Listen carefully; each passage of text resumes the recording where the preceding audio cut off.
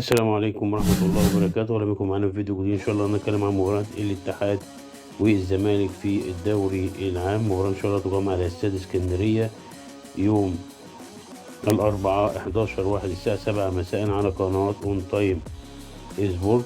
طبعا الاتحاد في المركز السادس بما إنه صاحب الجمهور، في 18 نقطة، ل 12 هدف، عليه 14 جون، جاء من هزيمة من المصري 2-1، فده بيصعب من مأموريته قدام الزمالك، هتخليها مباراة جامدة.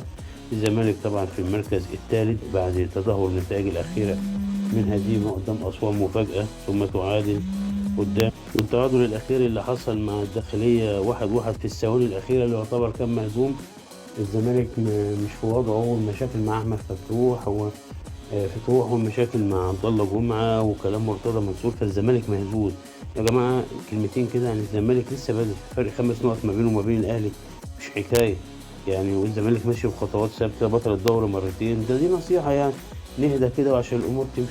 أنت راجل برضه معلش في المركز الثالث، فيوتشر سبقك ماشي، بقى عندك 25 نقطة، 22 هدف، وعليك 7 أهداف ماشي، جاي من التعادل 1-1، فالدنيا لسه بادئ. اهدى على نفسك، الماتش الاتحاد ماتش صعب، ريزل في اسكندرية، فيعني ربنا يكرم كده. خلي بالك برضو الأسبوع ده معاك ماتش فيوتشر وبيراميدز، يعني مثلا فيوتشر بيراميدز، مثلا بيراميدز لو كسبت وأنت كسبت الاتحاد تطلع مركز تاني وتعافر قدام الأهلي. الأهلي عنده ماتش مع المصري برضو، ماتش ريزل، يحصل في الأمور أمور، فلسه بدري، فهدوا شوية على نادي الزمالك يعني.